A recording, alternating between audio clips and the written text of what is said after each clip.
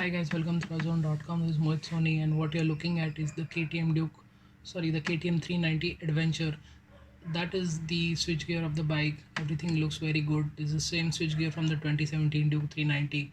That is the engine kill switch over there, and it's got bark busters here, which are handguards basically. And what you see around the cockpit area is all black. Let's come to the seat where you can see there's a massive pillion seat which should ace the pillion test rather well. Those are very good, impressive looking, high quality grab rails for the pillion to hold on to. Those are the tail lamps, and those are the LED turn indicators which we have seen in most KTM Dukes. That is how the front looks like. Massive LED headlamp. It's going to have a DRL which can be seen here. Obviously we can't start the bike for you. That is the screen. It's not adjustable.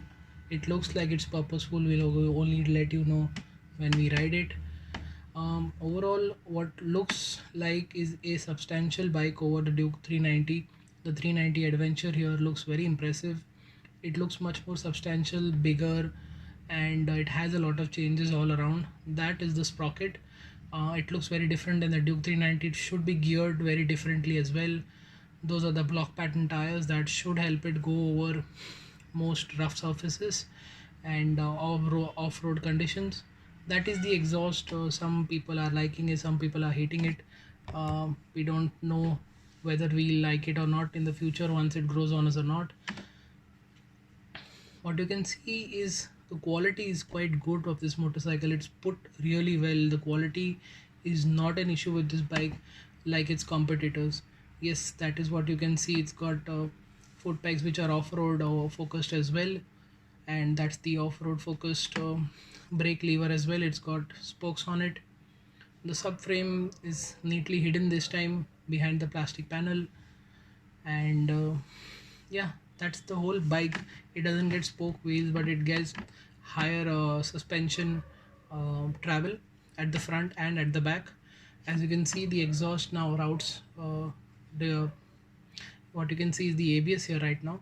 What you can also see is the exhaust that is routed straight instead of going towards the side, so that should help in dissipating heat rather well, because we all know what's the heating issue like on the left side.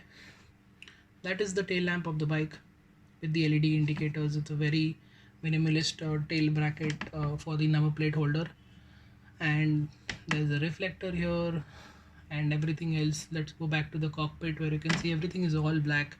It looks very nice. It's finished really well. The quality of the motorcycle is quite impressive, and as you can see, this is what the bike is all about. That's the coolant tank. It's been shifted from the left side of the motorcycle to right, on the right side, but before the engine tank. And yeah, that's the massive ground clearance that the bike has. This is one of the highlights where it should provide good ground clearance while you're doing trail riding or slightly more hardcore off-roading, which KTM says you can do. That is again a very substantial, purposeful looking bike.